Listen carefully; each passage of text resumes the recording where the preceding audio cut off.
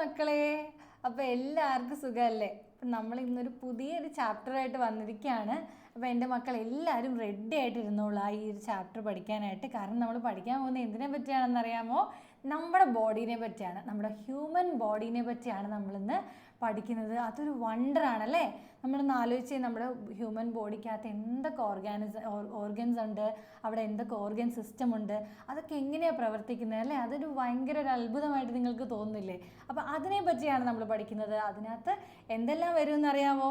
നമ്മുടെ സർക്കുലേഷൻ വരും, എക്സ്ക്രീഷൻ വരും, നെർവസ് സിസ്റ്റം വരും, അതുപോലെ തന്നെ കോഓർഡിനേഷൻ വരും. അതായത് നമ്മുടെ ബ്രെയിൻ അല്ലേ എല്ലാത്തിനെയും കൺട്രോൾ ചെയ്യുന്നത്. അപ്പോൾ ബ്രെയിനിൻ്റെ കാര്യങ്ങളും അതുപോലെ തന്നെ നെർവ്സിൻ്റെ കാര്യങ്ങളും അതുപോലെ എക്സ്ക്രീഷൻ നമ്മുടെ ദഹന വ്യവസ്ഥയിലുണ്ടാകുന്ന കാര്യങ്ങളെല്ലാം വരുന്ന ഒരു ചാപ്റ്ററാണ്. നമ്മുടെ കംപ്ലീറ്റ് ബോഡീനെ പറ്റി നമ്മൾ ഇന്ന് പഠിക്കാൻ പോവാണ്. അപ്പോൾ ഈ ഡോക്ടേഴ്സൊക്കെ ആവാൻ ഇഷ്ടമുള്ള കുട്ടികളുണ്ടാവില്ലേ? അപ്പോൾ നിങ്ങളൊക്കെ ഒന്ന് ഉഷാറായിട്ടുണ്ട് ഇരുന്നോളൂ. കാരണം നിങ്ങൾക്കൊക്കെ ഭാവിയിൽ വളരെ പ്രയോജനപ്പെടുന്ന ഒരു ചാപ്റ്ററാണിത്. അപ്പോൾ നമുക്ക് പോയാലോ? ചാപ്റ്ററിലോട്ട് നമുക്ക് പോവാം. അപ്പോൾ അതിനകത്ത് ഫസ്റ്റ് നമ്മൾ നോക്കുന്നത് എന്താണ്? സർക്കുലേറ്ററി സിസ്റ്റം അല്ലെങ്കിൽ രക്തപര്യന വ്യവസ്ഥയാണ് അല്ലേ. അപ്പോൾ രക്തപര്യന വ്യവസ്ഥ എന്ന് പറയുമ്പം അവിടെ രക്തമാണ് ഇങ്ങനെ ഒഴുകിക്കൊണ്ടിരിക്കുന്നത്. അപ്പോൾ രക്തത്തെ പറ്റിയാണ് നമ്മൾ പഠിക്കാൻ പോകുന്നത്. അപ്പം അതിനകത്ത് പ്രധാനപ്പെട്ട കാര്യങ്ങൾ നോക്കുകയാണെങ്കിൽ നമ്മുടെ ബോഡിയിൽ സർക്കുലേഷൻ നടക്കുന്നത് രക്തത്തിന് മാത്രമല്ല, വേറൊരു സംഭവം കൂടിയുണ്ട്. എന്താണെന്നറിയാമോ? ലിംഫാണത് കേട്ടോ. ലിംഫ് എന്ന് പറയുന്ന ആ ഒരു ലിംഫ് നമ്മുടെ രക്തത്തിൽ നിന്ന് തന്നെ വരുന്ന സാധനമാണ് ലിംഫ്. പക്ഷേ അതിൻ്റെ കളർ എന്തുവാ? കളറൊന്നും ഇല്ലാത്തൊരു ലിക്വിഡാണ് നമ്മുടെ ലിംഫ് എന്ന് പറയുന്നത്. അപ്പോൾ ഇവിടെ നമുക്ക് നോക്കുകയാണെങ്കിൽ nutrients that are absorbed by the villi in the small intestine. നമ്മുടെ ചെറുകുടലുണ്ടല്ലോ, നമ്മുടെ സ്മോൾ ഇൻറ്റസ്റ്റൈനിൽ കുറേ ഇങ്ങനെ വില്ലസുകളുണ്ട്, നമ്മുടെ വിരൽ പോലത്തെ സ്ട്രക്ചേഴ്സ് ഉണ്ട് അതിൻ്റെ ഉള്ളിലായിട്ട്. എന്തിനാന്ന് വെച്ചാൽ അവിടുത്തെ ആ സർഫസ് ഏരിയ കൂട്ടാൻ വേണ്ടിയിട്ടാണ്, അല്ലെങ്കിൽ ആ ഒരു ചെറുകുടലിൻ്റെ ഉള്ളിലുള്ള ആ സ്ഥലം കൂട്ടാൻ വേണ്ടിയിട്ടാണ് ഈ ഒരു വില്ലസ് പോലെ ഇങ്ങനെ കുറേ ചെറിയ സ്ട്രക്ചേഴ്സ് നമുക്ക് കാണാൻ പറ്റുന്നത്. അപ്പോൾ ഈ സ്ട്രക്ചേഴ്സിൻ്റെ ഉള്ളിലാണ് എന്തിൻ്റെ ആഗിരണം നടക്കുന്നത്? നമ്മുടെ ആ ഒരു ഫാറ്റിൻ്റെ ഒക്കെ ആഗിരണം നടക്കുന്നത്. ഓക്കെ, അപ്പം ഇങ്ങനെ കുറേ പോഷക ഘടകങ്ങൾ, ഫാറ്റും അതുപോലെയുള്ള സാധനങ്ങളൊക്കെ നമ്മുടെ വില്ലസിൽ കൂടെ ഇങ്ങനെ ആഗിരണം ചെയ്യപ്പെടുന്നുണ്ട്. ആൻഡ് അതുപോലെ തന്നെ എന്ത് സംഭവിക്കുന്നുണ്ട്? നമ്മുടെ ബോഡിയിൽ അല്ലേ, നമ്മൾ ശ്വാസം എടുക്കുമ്പോൾ നമ്മുടെ ഓക്സിജൻ അകത്തോട്ട് കയറുന്നുണ്ട്, കാർബൺ ഡൈ ഓക്സൈഡ് പുറത്തോട്ട് വരുന്നുണ്ട്. അപ്പോൾ എന്തിനാണ് ഈ ഓക്സിജൻ അകത്തോട്ട് കയറുന്നതെന്ന് അറിയോ? നമ്മുടെ സെൽസിൽ, അതായത് കോശങ്ങൾക്കെല്ലാം അതിൻ്റെ മെറ്റബോളിസം നടക്കാൻ വേണ്ടി, അല്ലെങ്കിൽ അതിൻ്റെ പ്രവർത്തനങ്ങൾ നടക്കാൻ വേണ്ടിയിട്ട് എന്താവശ്യമുണ്ട്? ഓക്സിജൻ ആവശ്യമുണ്ട്. അപ്പോൾ ഈ ഓക്സിജനും ഇതിൽ നമ്മുടെ ശരീരത്തിൽ കൂടി ഇങ്ങനെ കറങ്ങിക്കൊണ്ടിരിക്കുകയാണ്. എല്ലാ കലകളിലോട്ടും, അതായത് എല്ലാ ടിഷ്യൂസിലേക്കും ഇങ്ങനെ ഓക്സിജൻ ഇങ്ങനെ ഒഴുകിക്കൊണ്ടിരിക്കുകയാണ്. എന്നിട്ട് അവരത് എന്ത് ചെയ്യും? അത് യൂസ് ചെയ്തിട്ട് അതിൽ നിന്നും അവർക്ക് വേസ്റ്റ് മെറ്റീരിയലായിട്ട് കിട്ടുന്ന സാധനമാണ് നമ്മുടെ കാർബൺ ഡൈ ഓക്സൈഡ് എന്ന് പറയുന്നത്. അത് എന്ത് ചെയ്യും? നമ്മുടെ മൂക്കിലൂടെ തന്നെയാണ് പുറന്തള്ളുന്നത്. അപ്പോൾ ഇങ്ങനെ കുറേ ടൈപ്പ് പര്യന വ്യവസ്ഥകളുണ്ടല്ലേ നമ്മുടെ ആ ഒരു സർക്കുലേറ്ററി സിസ്റ്റത്തിൽ തന്നെ കുറേ കാര്യങ്ങൾ വരുന്നുണ്ട്. അപ്പോൾ ഇതെല്ലാം നമ്മുടെ നിർവഹിക്കുന്നത് ആരാണെന്ന് അറിയാമോ? നമ്മുടെ ബ്ലഡാണ് ഈ കാര്യങ്ങളെല്ലാം ചെയ്യുന്നത്. അപ്പോൾ ബ്ലഡിന് വലിയൊരു കൈകൊടി കൊടുക്കാം നമുക്ക്. അപ്പോൾ നമുക്ക് അടുത്തയിലോട്ട് പോകാം അല്ലേ. അപ്പോൾ നമ്മുടെ ബ്ലഡിൽ എന്തൊക്കെയാണ് ഉള്ളതെന്ന് നമുക്ക് നോക്കിയാലോ. നമ്മുടെ ബ്ലഡിൽ നമുക്കറിയാം എന്തൊക്കെയുണ്ട്. ബ്ലഡിൽ ഒരു റെഡ് കളറുള്ള സാധനമായിരിക്കും നിങ്ങൾ കാണുന്നത്. അതിൻ്റെ ഉള്ളിൽ പക്ഷെ കുറേ ആൾക്കാർ ഒളിഞ്ഞിരിപ്പുണ്ട് കേട്ടോ. അപ്പോൾ അതിനകത്ത് നമ്മുടെ പ്ലാസ്മയുണ്ട്, അതുപോലെ തന്നെ നമ്മുടെ ബ്ലഡ് സെല്ലുകളുണ്ട്, പ്ലാസ്മയും രക്തകോശങ്ങളൊക്കെ ഉണ്ട്. അപ്പോൾ ഈ ബ്ലഡ് നമുക്ക് എവിടെയൊക്കെ കാണാൻ പറ്റും? രക്തക്കുഴലുകളിലൂടെ കാണാൻ പറ്റും അല്ലേ. രക്തക്കുഴലുകളിലൂടെയാണ് നമ്മുടെ രക്തം ഒഴുകുന്നത്. അത് എവിടെ എത്തും? ലാസ്റ്റല്ല, അതിൻ്റെ ആ ഒരു പര്യന വ്യവസ്ഥയിൽ അത് കയറി ഇറങ്ങുന്ന ഒരു സ്ഥലമുണ്ട്, അതിൻ്റെ പേരാണ് നമ്മുടെ ഹൃദയം. അപ്പോൾ ഹൃദയവും അതൊക്കെ ചേർന്നിട്ടാണ് നമ്മുടെ രക്തപര്യന വ്യവസ്ഥ വരുന്നത്. അപ്പോൾ അതിനകത്ത് തന്നെ ഈ കാണുന്നതല്ലേ നമ്മുടെ ബ്ലഡ് ഇങ്ങനെ നമ്മുടെ ബോഡി കൂടെ കംപ്ലീറ്റ് ഇങ്ങനെ ഒഴുകിക്കൊണ്ടിരിക്കുകയാണ്.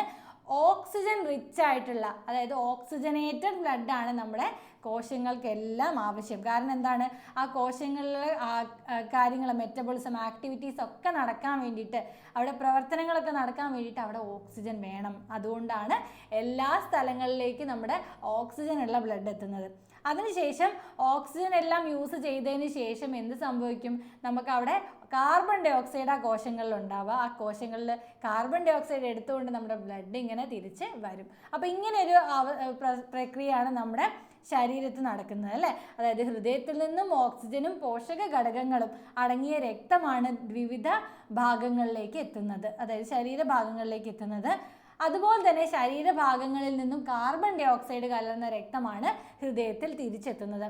ഇനി ഈ കാർബൺ ഡൈ ഓക്സൈഡ് അടങ്ങിയ ആ രക്തം എവിടേക്കാണ് പോകുന്നതെന്ന് അറിയാമോ? നമ്മുടെ ലങ്സിലോട്ട് അല്ലെങ്കിൽ ശ്വാസകോശത്തിലോട്ട് പോയിട്ട് അതിങ്ങനെ ശുദ്ധീകരിച്ച് തിരിച്ച് നമ്മുടെ ഹാർട്ടിൽ തന്നെ എത്തും, അതായത് ഹൃദയത്തിൽ തന്നെ തിരിച്ചെത്തും.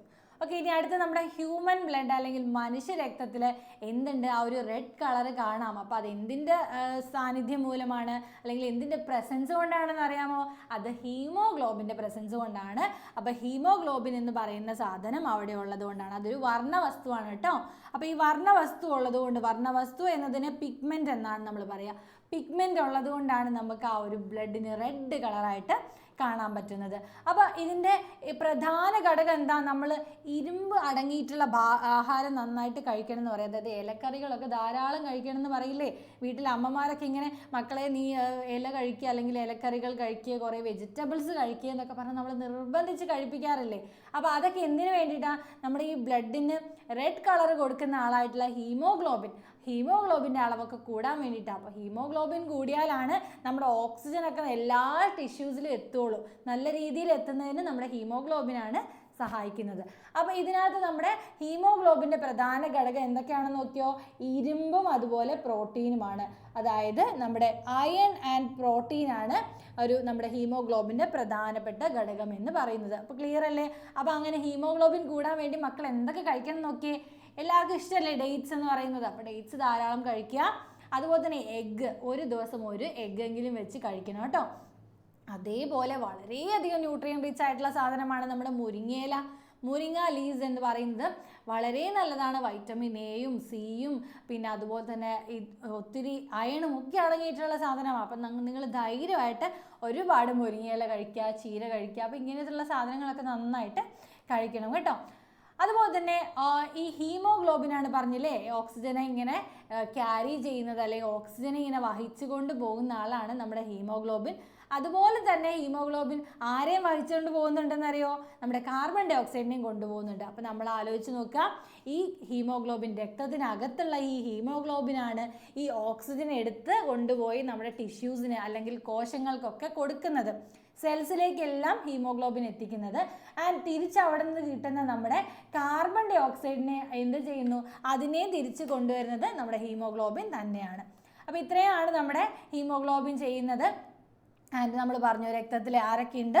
പ്രധാനമായിട്ടുള്ള സാധനമാണ് പ്ലാസ്മ എന്ന് പറയുന്നത്. അപ്പോൾ ഈ പ്ലാസ്മ എന്ത് രൂപത്തിലായിരിക്കുന്നതെന്ന് അറിയാമോ? അറിയാം, നമ്മുടെ രക്തം ദ്രാവക രൂപത്തിലാണ് അല്ലെങ്കിൽ ഫ്ലൂയിഡ് ആയിട്ടാണ് ഇരിക്കുന്നത് അല്ലേ? അപ്പോൾ ഈ ഫ്ലൂയിഡ് ഫോമിലിരിക്കുന്ന സാധനം തന്നെയാണ് നമ്മുടെ പ്ലാസ്മ എന്ന് പറയുന്നതും. അപ്പോൾ ഈ രക്തത്തിൽ നോക്കുകയാണെങ്കിൽ പകുതിയിലധികം സംഭവം ഈ പ്ലാസ്മ തന്നെയാണ്. ഏകദേശം 55% എന്താണ്? പ്ലാസ്മയാണ്. രക്തം എടുത്താൽ കൂടുതലും പ്ലാസ്മയാണ് കാണുക. അപ്പോൾ ദ്രാവക ഭാഗമാണ് പ്ലാസ്മ, അതായത് ലിക്വിഡ് പാർട്ടാണ് പ്ലാസ്മ എന്ന് പറയുന്നത്. ആൻഡ് ഇതിൻ്റെ കളർ എന്താണെന്നറിയാമോ? ഇതിന് ഇളം മഞ്ഞ കളറാണ്, അതായത് പെയിൽ യെല്ലോ കളറിലാണ് നമ്മുടെ പ്ലാസ്മ കാണുക. അപ്പോൾ നിങ്ങൾ ആലോചിച്ച് നോക്കുക, അപ്പോൾ എന്താ ബ്ലഡിലിരിക്കുന്ന സാധനമല്ലേ, അപ്പോൾ എന്താ റെഡ് കളറിൽ കാണാത്തതെന്നല്ലേ ആലോചിക്കുന്നുണ്ടാവും. അപ്പോൾ ബ്ലഡിൽ റെഡ് കളർ കൊടുക്കുന്ന ഹീമോഗ്ലോബിനാണ്. ആ ഹീമോഗ്ലോബിൻ പ്ലാസ്മയിൽ കാണുന്നില്ല. അപ്പോൾ അതുകൊണ്ടാണ് നമുക്ക് ഈ ഇളം മഞ്ഞ കളറിൽ നമ്മുടെ പ്ലാസ്മ കാണുന്നത്. ആൻഡ് നമുക്ക് carries glucose to the cells, നമ്മുടെ ഗ്ലൂക്കോസിനെ സെല്ലുകളിൽ കോശങ്ങളിൽ എത്തിക്കുന്ന ആളാരാണ്? ഈ പ്ലാസ്മയാണ് കേട്ടോ. അപ്പോൾ ഇത്രയും കാര്യങ്ങളാണ് നമ്മുടെ പ്ലാസ്മയെ പറ്റി പറയുന്നത്. അടുത്ത ആളാണ് നമ്മുടെ ബ്ലഡ് സെല്ലുകൾ അല്ലെങ്കിൽ നമ്മുടെ രക്തകോശങ്ങൾ എന്ന് പറയുന്നത്. അതിനകത്ത് ഒരാളാണ് നമ്മുടെ പ്ലേറ്റ്ലെറ്റ് നിങ്ങളെല്ലാവരും കേട്ടിട്ടുണ്ടാവുമല്ലോ. അതെന്തിനാണ്? നമുക്കിപ്പോൾ ഒരു മുറിവൊക്കെ ഉണ്ടായി, ഇപ്പോൾ വീട്ടിലൊക്കെ അടുക്കളയിലൊക്കെ പണി ചെയ്താൽ അല്ലെങ്കിൽ നമ്മളൊരു ബ്ലേഡൊക്കെ കയ്യിലെടുത്ത് പിടിച്ച് കളിച്ചിട്ടുണ്ടെങ്കിൽ അതിനകത്ത് നമ്മൾ കൈ മുറിയും അല്ലേ? നമ്മുടെ പല രീതികളിൽ നമ്മുടെ കൈ മുറിയും. അപ്പോൾ ഇങ്ങനെ കൈ മുറിയുമ്പോൾ നമുക്ക് കുറച്ച് സമയം കഴിയുമ്പോൾ ഇങ്ങനെ കുറച്ച് സമയം ബ്ലഡ് വരും, കുറച്ച് സമയം കഴിയുമ്പോൾ ഈ ബ്ലഡ് ഇങ്ങനെ ക്ലോട്ട് ആവുന്ന കാണും. അപ്പോൾ എങ്ങനെ ഈ ബ്ലഡ് ക്ലോട്ട് ആവുന്നതെന്നറിയോ? അതിന് സഹായിക്കുന്ന ആൾക്കാരാണ് ഈ പ്ലേറ്റ്ലെറ്റുകൾ എന്ന് പറയുന്നത്. അതായത് പ്ലേറ്റ്ലെറ്റുകളാണ് രക്തം കട്ട പിടിക്കാൻ സഹായിക്കുന്നത്. മക്കളെ പഠിക്കുക കേട്ടോ. ഈ പ്ലേറ്റ്ലെറ്റ് എന്തിനാണ് സഹായിക്കുന്നത്? രക്തം കട്ട പിടിക്കാനാണ്. അപ്പോൾ എൻ്റെ മക്കളെല്ലാം ഭയങ്കര മിടുക്കന്മാരാണ്. ഇതെല്ലാം പറയുമ്പോൾ തന്നെ നിങ്ങൾ അണ്ടർലൈൻ ചെയ്ത് പോകുക, അതുപോലെ തന്നെ നോട്ട് ചെയ്ത് വയ്ക്കുക. ആൻഡ് അടുത്ത ആളാണ് നമ്മുടെ WBC എന്ന് പറയുന്നത്, അതായത് വൈറ്റ് ബ്ലഡ് സെല്ലാണ്. വൈറ്റ് ബ്ലഡ് സെൽ എന്നാണ് WBC എന്ന് പറയുന്നത്. വെളുത്ത രക്തകോശം, വെളുത്ത രക്താണുക്കൾ എന്നും പറയും. അപ്പോൾ ഈ വെളുത്ത രക്തകോശങ്ങൾക്ക് കുറേ പ്രത്യേകതകളുണ്ട്. എന്തൊക്കെയാണെന്ന് നോക്കിയോ? നോ ഡെഫിനിറ്റ് ഷേപ്പ്, അവർക്ക് പ്രത്യേകമായ ആകൃതിയൊന്നുമില്ല. ഈ വെളുത്ത രക്തകോശങ്ങൾ തന്നെ കുറേ ടൈപ്പുകളുണ്ട്, അവർക്ക് പ്രത്യേകിച്ച് ആകൃതിയില്ല. അവർക്ക് ന്യൂക്ലിയസ് അഥവാ മർമ്മമുണ്ട്. അവർക്ക് അവരുടെ ആ ഒരു ഇതിൻ്റെ അകത്ത്, ഇതൊരു പ്ലേറ്റ്ലെറ്റ് ആണെങ്കിൽ ഇതിൻ്റെ ഉള്ളിൽ മർമ്മം കാണാനായിട്ട് പറ്റും. And destroys pathogens. ആൻഡ് ഈ പ്ലേറ്റ്ലെറ്റിൽ നമ്മുടെ WBC എന്താ ചെയ്യുന്നത്, നമ്മുടെ ബോഡിയിൽ ഒരുപാട് ഈ ആൻറ്റിജൻസ് വരും. ആൻറ്റിജൻസ് എന്ന് പറഞ്ഞാൽ ഫോറിൻ പാർട്ടിക്കിൾസ്, നമുക്ക് ദോഷകരമായിട്ടുള്ള പാർട്ടിക്കിൾസ് വരും. നമുക്കിപ്പോൾ ഒരു തലവേദന, ചുമ, ജലദോഷം, ഇതൊക്കെ എന്താ കൊണ്ടുവരുന്നത്, ഡിഫറെൻറ്റ് മൈക്രോബ്സ് ആണല്ലേ കൊണ്ടുവരുന്നത്. അപ്പം ഇങ്ങനെ മൈക്രോബ്സ് ഒക്കെ നമ്മുടെ ബോഡി കയറുമ്പം ഇവർക്കെതിരെ ഫൈറ്റ് ചെയ്യുന്ന ആൾക്കാരാണ് നമ്മുടെ വൈറ്റ് ബ്ലഡ് സെല്ലുകൾ. അപ്പം നമുക്ക് ഇമ്മ്യൂണിറ്റി ഒക്കെ തരുന്നത് നമ്മുടെ വൈറ്റ് ബ്ലഡ് സെല്ലുകളാണ് കേട്ടോ. ഇനി അടുത്ത ഒരാളാണ് റെഡ് ബ്ലഡ് സെല്ലുകൾ. അപ്പോൾ ഈ വൈറ്റ് ബ്ലഡ് സെല്ലിനൊക്കെ എന്ത് കളറാണെന്ന് അറിയാമോ? അവർക്കൊന്നും പ്രത്യേകിച്ച് കളറില്ല. റെഡ് ബ്ലഡ് സെല്ലിന് മാത്രമാണ് റെഡ് കളർ ഉള്ളത്. അതിൻ്റെ കാരണം എന്താണെന്നറിയോ? നമ്മൾ നേരത്തെ പറഞ്ഞ ഹീമോഗ്ലോബിൻ, ആശാൻ ഇവിടെയാണ് ഇരിക്കുന്നത്, അതായത് ഈ റെഡ് ബ്ലഡ് സെല്ലിനാണ് നമ്മുടെ ഹീമോഗ്ലോബിൻ ഇരിക്കുന്നത്. അപ്പോൾ ഇതിൻ്റെ ആകൃതി നോക്കുകയാണെങ്കിൽ ഡിസ്കിൻ്റെ ആകൃതിയാണ് നമുക്കിവിടെ കാണാൻ പറ്റുക. നോൺ ന്യൂക്ലിയേറ്റഡ് ആണ്, ഇവിടെ എന്തില്ല, മർമ്മം ഇല്ല. മർമ്മം ഉള്ളത് എവിടെയാണ്? നമ്മുടെ വൈറ്റ് ബ്ലഡ് സെല്ലിലാണ് മർമ്മമുള്ളത് കേട്ടോ, അത് പ്രത്യേകം ശ്രദ്ധിക്കുക. ആൻഡ് ഇവിടെയാണ് നമ്മുടെ ഹീമോഗ്ലോബിൻ ഉള്ളത്, ഹീമോഗ്ലോബിൻ അടങ്ങിയിരിക്കുന്നത്. ആൻഡ് ഇവരെന്താ ചെയ്യുന്നത്? Transport of oxygen, carbon dioxide, നേരത്തെ പറഞ്ഞില്ലേ ഓക്സിജനെയും കാർബൺ ഡൈ ഓക്സൈഡിനെയും ഇങ്ങനെ വഹിച്ചു കൊണ്ട് പോകുന്ന ആൾക്കാരാണ് നമ്മുടെ ഹീമോഗ്ലോബിൻ എന്ന് പറയുന്നത്. അപ്പോൾ RBC അല്ലെങ്കിൽ ചുവന്ന രക്തകോശം ചെയ്യുന്നത് ഡ്യൂട്ടിയും അത് തന്നെയാണ്. ഓക്കെ, നമ്മുടെ രക്തപര്യനം നോക്കും, അതിനകത്ത് വരുന്ന ആൾക്കാർ ഹൃദയം വരുന്നുണ്ട്, വിവിധ ധമനികൾ വരുന്നുണ്ട്, സിരകൾ വരുന്നുണ്ട്. അപ്പം ഹൃദയം എന്ന് പറഞ്ഞാൽ നമുക്കറിയാം അല്ലേ, നമ്മുടെ 4 അറകളുള്ള ഒരു സംഭവമാണ് നമ്മുടെ ഹൃദയം എന്ന് പറയുന്നത്. ധമനി എന്ന് പറഞ്ഞാൽ അല്ലെങ്കിൽ ആർട്ടറി എന്ന് പറഞ്ഞാൽ എന്താണ്? നമ്മുടെ ഹൃദയത്തിൽ നിന്നും നമ്മുടെ വിവിധ ഭാഗങ്ങളിലേക്ക് രക്തം കൊണ്ടുവരുന്ന ആൾക്കാരാണ് ധമനികൾ അഥവാ ആർട്ടറീസ് എന്ന് പറയുന്നത്. അതുപോലെ തന്നെ നമ്മുടെ സിര അല്ലെങ്കിൽ വെയിൻ എന്ന് പറഞ്ഞാൽ എന്താണ്? ഹൃദയത്തിലേക്ക് രക്തം കൊണ്ടുവരുന്നവരെയാണ് നമ്മൾ സിരകൾ അല്ലെങ്കിൽ നമ്മുടെ വെയിൻസ് എന്ന് വിളിക്കുന്നത്. ആൻഡ് ഇവിടെ നമുക്ക് കുറച്ച് ക്വസ്റ്റ്യൻസ് ഉണ്ട്, നോക്കാം. നമ്മുടെ which is the liquid part of blood? ബ്ലഡിലെ ലിക്വിഡ് പാർട്ട് ഏതാണ്? ദ്രാവക ഭാഗം ഏതാണ്? യെസ്, അത് പ്ലാസ്മയാണ് കേട്ടോ. നിങ്ങൾ എല്ലാവരും കറക്റ്റ് ആൻസർ പറഞ്ഞില്ലേ? And which are the blood cells? ഏതൊക്കെയാണ് രക്തകോശങ്ങൾ? WBC, RBC ആൻഡ് പ്ലേറ്റ്ലെറ്റുകൾ WBC, RBC എന്നിവയാണ് നമ്മുടെ ബ്ലഡിലുള്ള രക്തകോശങ്ങൾ എന്ന് പറയുന്നത്. What is the function of platelet എന്താ ചെയ്യുന്നത്? നമ്മൾ പറഞ്ഞു കൈ മുറിയുമ്പോൾ അവിടെ പ്ലേറ്റ്ലെറ്റുകൾ വന്നിട്ടാണ് എന്ത് ചെയ്യുക? ബ്ലഡ് ഇങ്ങനെ ക്ലോട്ട് ചെയ്യുക. അപ്പോൾ പ്ലേറ്റ്ലെറ്റുകളുടെ ധർമ്മമാണ് എന്ത് പറയുന്നത്? ബ്ലഡ് ക്ലോട്ടിംഗ് എന്ന് പറയുന്നത്, രക്തം കട്ട പിടിപ്പിക്കൽ എന്ന് പറയുന്നത് പ്ലേറ്റ്ലെറ്റുകൾ ചെയ്യുന്നതാണ്. And in which blood cell is haemoglobin found? എവിടെയാണ് ഹീമോഗ്ലോബിൻ കാണുന്നത്? ഏത് രക്തകോശത്തിലാണ്? യെസ്, ചുവന്ന രക്തകോശത്തിൽ. കാരണം ചുവപ്പ് ഹീമോഗ്ലോബിൻ അല്ലേ തരുന്നത്, അപ്പോൾ ചുവന്ന രക്തകോശത്തിലാണ് നമ്മുടെ ഹീമോഗ്ലോബിൻ ഉണ്ടാവുന്നത്. ആൻഡ് ഇത്രയും കാര്യങ്ങളപ്പോൾ എൻ്റെ മക്കൾ പഠിച്ചു കഴിഞ്ഞല്ലേ? അപ്പോൾ blood flows through the blood vessel to all parts of the body. നമ്മൾ പറഞ്ഞു എല്ലാ സ്ഥലങ്ങളിലേക്കും ബ്ലഡ് കൊണ്ടുപോകുന്നതിന് നമ്മൾ ബ്ലഡിൻ്റെ വെസൽസ് ആണ് കൊണ്ടുപോകുന്നത്, അതായത് രക്തക്കുഴലുകളാണ് നമ്മുടെ എല്ലാ ഭാഗത്തേക്കും കൊണ്ടുവരുന്നതെന്ന് പറഞ്ഞു. അത് നമുക്ക് 3 തരത്തിലുണ്ട്. നേരത്തെ പറഞ്ഞ ആർട്ടറി ഉണ്ട്, വെയിൻ ഉണ്ട്, ക്യാപ്പിലറീസ് ഉണ്ട്. അപ്പോൾ നേരെ ആർട്ടറിയും വെയിനും മാത്രമേ നമ്മൾ പറഞ്ഞുള്ളൂ, ക്യാപ്പിലറീസ് പറഞ്ഞില്ല അല്ലേ, അഥവാ ലോമികകൾ എന്താണെന്ന് പറഞ്ഞില്ല. അപ്പോൾ ലോമികകൾ എന്ന് പറഞ്ഞാൽ ചെറിയ രക്തക്കുഴലാണ്, വളരെ നാരോ ആയിട്ടുള്ള രക്തക്കുഴലാണ്. നമ്മുടെ ഓരോ സെല്ലുകളിലേക്കും രക്തം ഇങ്ങനെ കൊടുക്കുന്നത് ഈ കുഞ്ഞു കുഴലുകളിലൂടെയാണ്. അതായത് ആദ്യം നമ്മുടെ ധമനികളിലൂടെ പോകും, അത് വീണ്ടും ഡിവൈഡ് ചെയ്യും, അതിൽ നിന്ന് വീണ്ടും ഡിവൈഡ് ചെയ്ത് കുഞ്ഞു ബ്ലഡ് വെസലായിട്ട് വരുന്നതാണ് നമ്മുടെ ക്യാപ്പിലറീസ് എന്ന് പറയുന്നത്, അല്ലെങ്കിൽ ലോമികകൾ എന്ന് പറയുന്നത് കേട്ടോ.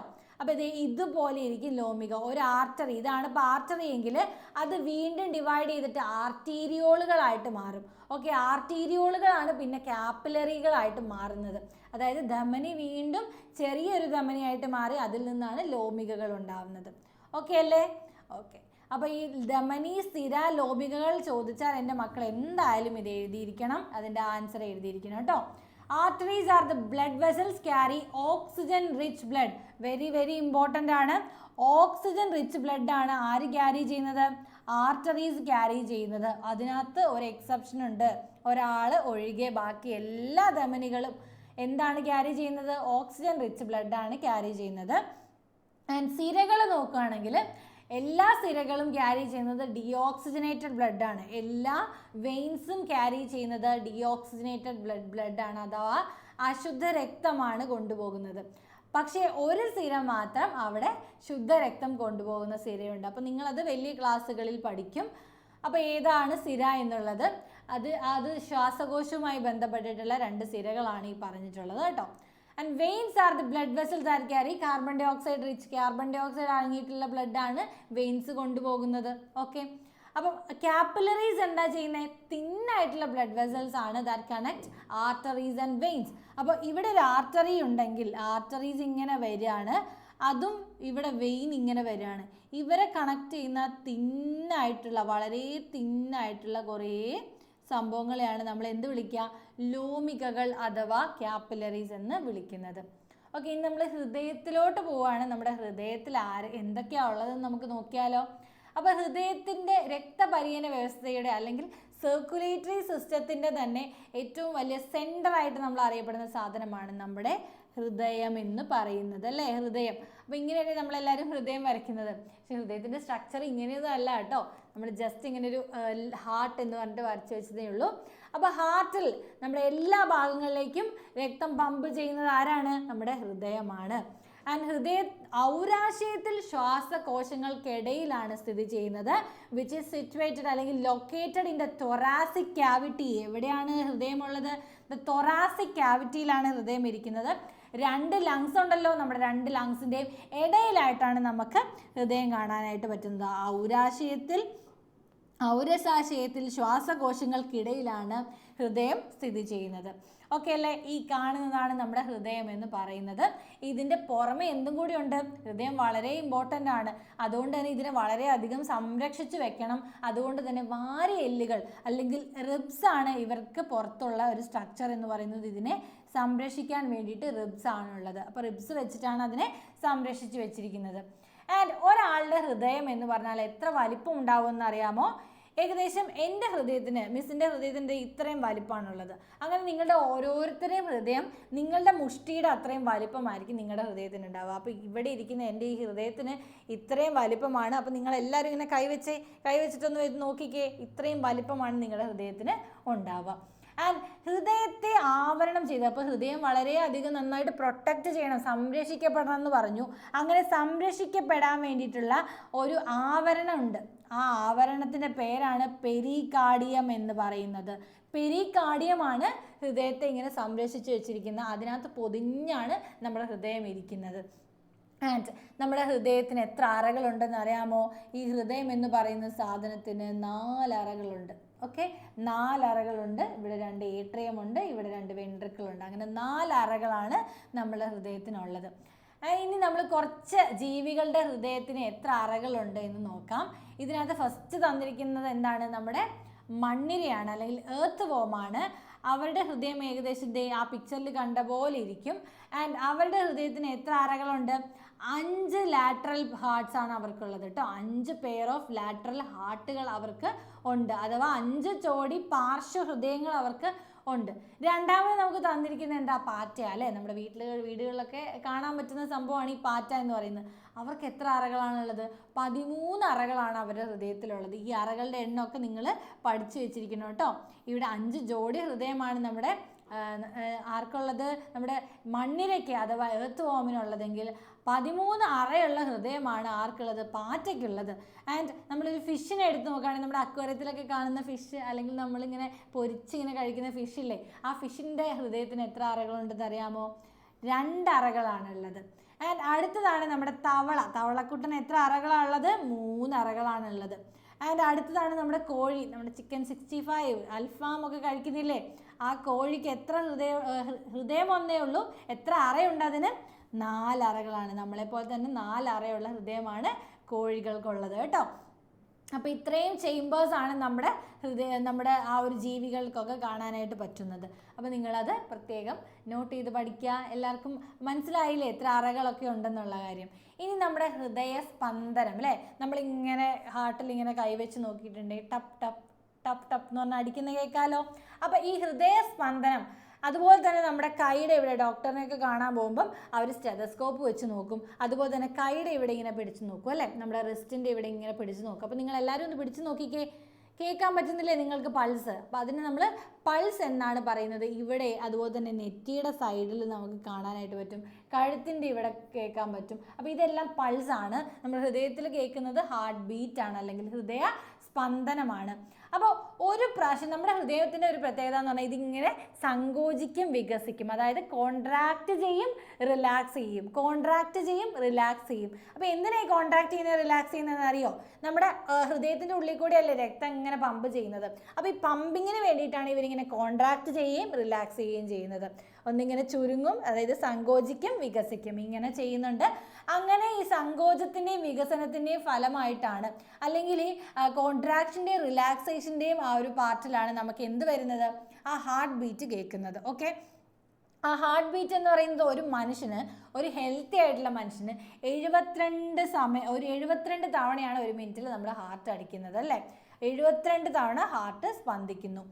ആൻഡ് ഈ ഹൃദയസ്പന്ദനത്തിൻ്റെ ഫലമായിട്ട് നമ്മുടെ ധമനികളിലൂടെ, നമ്മുടെ ബ്ലഡ് വെസലിലൂടെ ഇങ്ങനെ ഒരു തരംഗ ചലനം ഉണ്ടാവും. അതായത് ഇത് പമ്പ് ചെയ്യുന്നതിൻ്റെ രീതിയിൽ ആ ഒരു തരംഗ ചലനമായിരിക്കും നമ്മുടെ ബ്ലഡ് വെസലിലൂടെ കേൾക്കുന്നത്, അല്ലെങ്കിൽ പോകുന്നത്. ആ ഒരു തരംഗ ചലനമാണ് നമ്മുടെ പൾസ് എന്ന് പറയുന്നത്. അപ്പോൾ നമുക്ക് പൾസ് എവിടെയൊക്കെ കേൾക്കാമെന്നറിയാമോ? ഹൃദയം നമ്മുടെ പൾസ് പരിശോധിക്കുന്ന ഇവിടെയൊക്കെ അല്ലേ. അപ്പോൾ ഈ ഭാഗത്തും നെറ്റിയുടെ ഭാഗത്തൊക്കെ നമുക്ക് പൾസ് പരിശോധിക്കാൻ പറ്റും. ആൻഡ് പൾസിൻ്റെ റേറ്റും ഹൃദയസ്പന്ദന റേറ്റും ഈക്വൽ ആയിരിക്കും. അപ്പോൾ പൾസ് എന്ന് പറയുന്നത് എത്രയാണ്? ഒരു മിനിറ്റിൽ 72 തവണ തന്നെയാണ് നമുക്ക് പൾസും ഉണ്ടായിരിക്കുന്നത്. ഓക്കെ അല്ലേ? ദെൻ അടുത്തതായിട്ട് നമ്മുടെ ഹൃദയസ്പന്ദനം പരിശോധിക്കാൻ വേണ്ടിയിട്ട് നമ്മുടെ ഡോക്ടേഴ്സൊക്കെ ചെവിയിലും ഇങ്ങനെ കഴുത്തിലും തൂക്കിയിട്ട് നടക്കുന്ന സാധനമാണിത് സ്റ്റെതസ്കോപ്പ് എന്ന് പറയുന്നത് അല്ലേ. അപ്പോൾ സ്റ്റെതസ്കോപ്പ് എന്തിനു വേണ്ടിയിട്ടാണ്? Is an instrument use to check the heart rate, അല്ലെങ്കിൽ ഹാർട്ട് ബീറ്റ് ചെക്ക് ചെയ്യുന്നതാണ് നമ്മുടെ സ്റ്റെതസ്കോപ്പ് എന്ന് പറയുന്ന സാധനം. ഓക്കെ, ഇനി body parts that are examine to feel pulse എവിടെയൊക്കെ നമുക്ക് കാണാൻ പറ്റും? യെസ്, കൈത്തണ്ടയിൽ അല്ലെങ്കിൽ റെസ്റ്റിൽ കാണാൻ പറ്റും. ബോത്ത് സൈഡ്സ് ഓഫ് ഫോർഹെഡ്, 2 സൈഡിലും കേൾക്കാൻ പറ്റും. അതുപോലെ തന്നെ നെക്കിൽ കേൾക്കാൻ പറ്റും.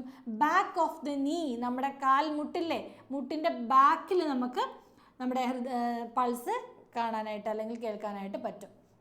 ഇനി അടുത്ത നമ്മുടെ ഹൃദയ ആരോഗ്യത്തെ പറ്റിയാണ് നമ്മൾ പഠിക്കുന്നത്. അപ്പോൾ ഇത്രയും നല്ല ഹൃദയം അല്ലേ, നമ്മുടെ ഈ ഒരു എല്ലാ ബോഡി പാർട്സിലേക്കും നമ്മുടെ ഇത് എത്തിക്കുന്നതാണ് നമ്മുടെ ഹൃദയം. അപ്പോൾ ഈ ഹൃദയത്തിൻ്റെ ആരോഗ്യം നമ്മുടെ ഉത്തരവാദിത്തമല്ലേ. നമ്മുടെ ഹൃദയത്തിനെ നന്നായിട്ട് സംരക്ഷിക്കേണ്ടത് നമ്മളാണ്. അപ്പോൾ അധികം കൊഴുപ്പൊക്കെ അടങ്ങിയ ഫുഡ് നമ്മൾ കഴിക്കുകയാണെങ്കിൽ ഇതെല്ലാം ഈ ബ്ലഡിലൂടെയാണ് ഒഴുകിപ്പോകുന്നത്. അപ്പോൾ അങ്ങനെ ഒഴുകിപ്പോകുമ്പം അധികം ഈ ഒരു ഓയിലൊക്കെ അടങ്ങിയ ഫുഡ് കഴിക്കുമ്പം അതെല്ലാം നമ്മുടെ ഹൃദയത്തിൻ്റെ ആ ഒരു ധമനികളിലെല്ലാം പറ്റിപ്പിടിച്ചിരിക്കും. അങ്ങനെ പറ്റിപ്പിടിച്ചിരുന്നാൽ ശരിക്കും രക്തത്തിന് ഒഴുകാൻ പറ്റുമോ? ഇപ്പം നമ്മുടെ വീട്ടിലെല്ലാം ഇങ്ങനെ പൈപ്പൊക്കെ ഉണ്ടാവും അല്ലേ. അപ്പോൾ പൈപ്പിൽ ഇങ്ങനെ എന്തെങ്കിലും ചെളിയൊക്കെ കയറി അടഞ്ഞിരുന്നാൽ ശരിക്കും ഇങ്ങനെ വെള്ളം പോവോ? അതുപോലെ തന്നെയാണ് നമ്മുടെ ഉള്ളിലും അല്ലേ. അപ്പോൾ അങ്ങനെ കുറേ കൊഴുപ്പ് ഇങ്ങനെ അവിടെ അടിഞ്ഞു കൂടിയിരുന്നാൽ നമ്മുടെ ബ്ലഡിന് ശരിക്കും പോകാൻ പറ്റില്ല. അപ്പോൾ നമ്മുടെ ബോഡിയിലെ ആക്ടിവിറ്റികളും, അതായത് ബോഡിയിലെ പ്രവർത്തനങ്ങളൊന്നും ശരിയായി നടക്കില്ല. അപ്പോൾ അത് നമ്മുടെ ഹൃദയത്തെ വളരെയധികം സാരമായി ബാധിക്കും. അതുകൊണ്ട് എല്ലാ മക്കളും എന്ത് ചെയ്യണം? ഇനി അധികം കൊഴുപ്പടങ്ങിയത് വീട്ടിലൊക്കെ നിങ്ങൾക്ക് നന്നായിട്ട് ചിക്കൻ ഫ്രൈ നിങ്ങൾക്കൊക്കെ ഇഷ്ടമായിരിക്കും. ചിക്കൻ ഫ്രൈ, ഫിഷ് ഫ്രൈ ഒക്കെ ഉണ്ടാക്കി കഴിക്കുന്നവരായിരിക്കും, മട്ടൻ ഫ്രൈ ഒക്കെ കഴിക്കും.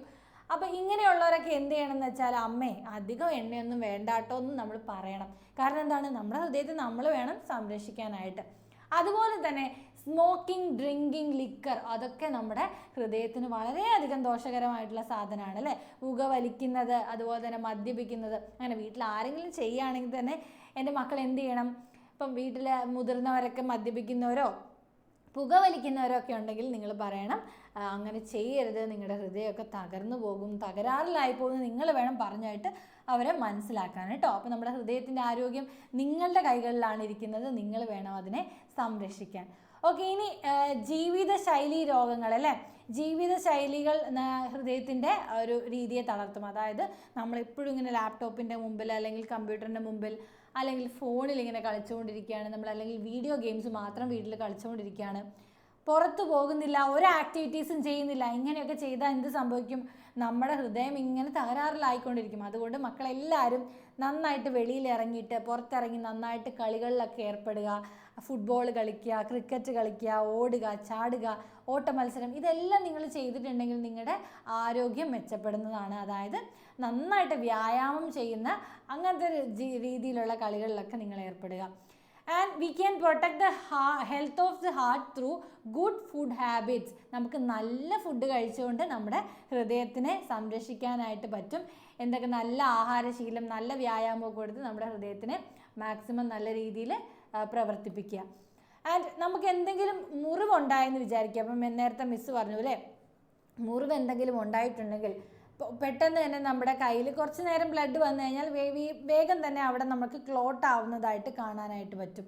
ആൻഡ് അങ്ങനെ ക്ലോട്ട് ആവുന്നതിന് നമുക്ക് ഹെൽപ്പ് ചെയ്യുന്നത് നമ്മുടെ ഏത് സെല്ലുകളാണ്? നമ്മുടെ ത്രോംബോസൈറ്റുകൾ അല്ലെങ്കിൽ പ്ലേറ്റ്ലെറ്റുകളാണ് അതിന് ഹെൽപ്പ് ചെയ്യുന്നത്.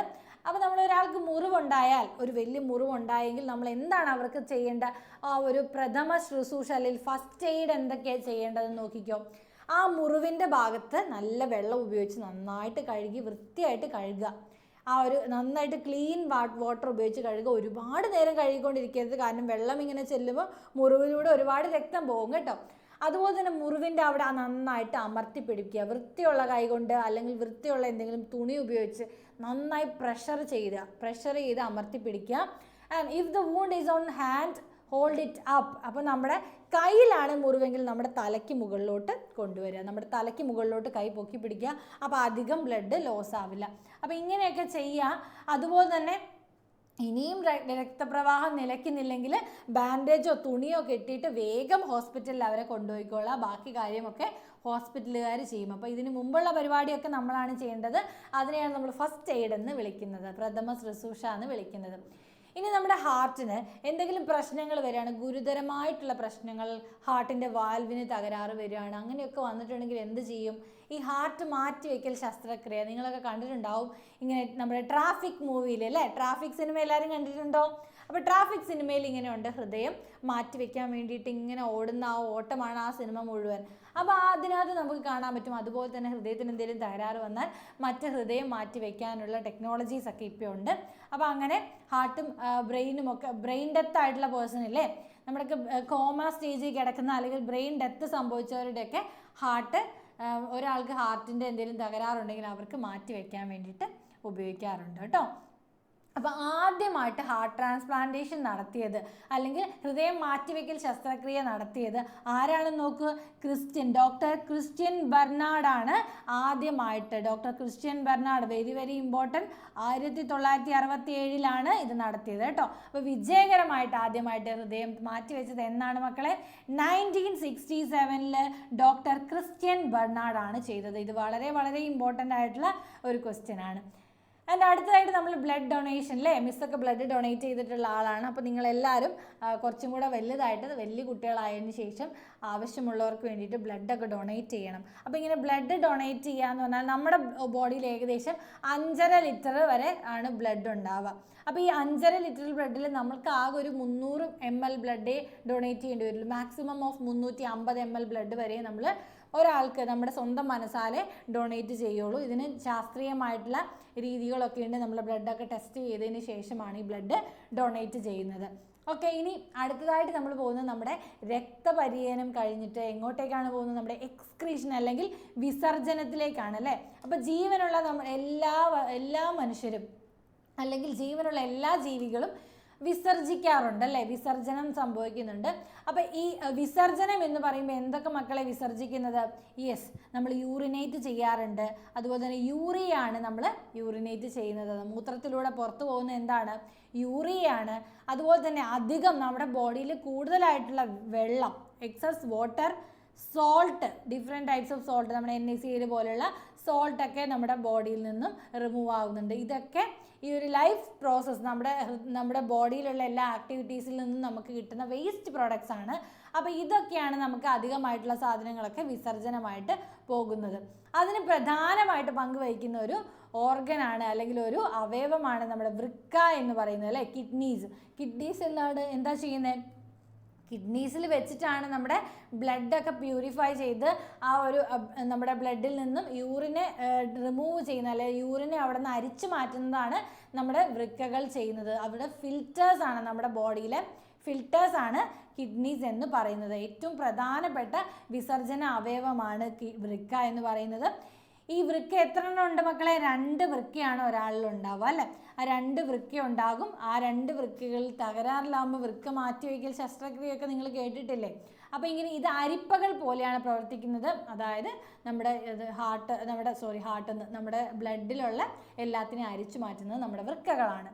ആൻഡ് വൃക്കയും അരിക്കലും, അപ്പോൾ പയറ് വിത്തിൻ്റെ ആകൃതിയിലുള്ള ബീൻ ഷേപ്ഡ് ആണ് നമ്മുടെ വൃക്കയ്ക്ക് ഉണ്ടാവുക. 2 വൃക്കയുണ്ട്. അപ്പോൾ പയർ വിത്ത് പോലെ അല്ലെങ്കിൽ ബീൻ ഷേപ്ഡ് ആണ് വൃക്കകൾക്ക് ഉണ്ടാവുന്നത്. അതുപോലെ തന്നെ എവിടെയാണ് വൃക്കകൾ ഇരിക്കുന്നതെന്ന് അറിയാമോ? Abdominal cavity on either side of vertebral column. Vertebral കോളത്തിൽ, അതായത് ഉദരാശയത്തിൽ നട്ടലിൻ്റെ ഇരുവശങ്ങളിലുമായിട്ടാണ് നമുക്ക് വൃക്കകൾ കാണാൻ പറ്റുന്നത്. അപ്പോൾ പയർവൃത്തിൻ്റെ ആകൃതിയാണ്. നട്ടലിൻ്റെ ഇരുവശങ്ങളിലായിട്ട് ഉദരാശയത്തിലാണ് നമുക്ക് വൃക്കകൾ കാണാനായിട്ട് പറ്റുന്നത്.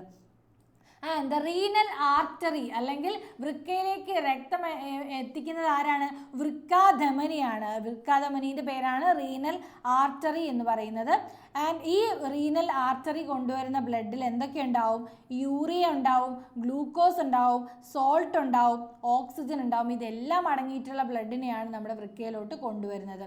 ഓക്സിജൻ മറ്റ് ഘടകങ്ങളൊക്കെ ഇതിനകത്ത് ഉണ്ടാവും. ആൻഡ് നമ്മുടെ തിരിച്ചു പോകുന്ന വൃക്കയിൽ നിന്ന് തിരിച്ചു പോകുന്ന രക്തത്തിലും എന്തൊക്കെ ഉണ്ടാവും എന്നറിയോ?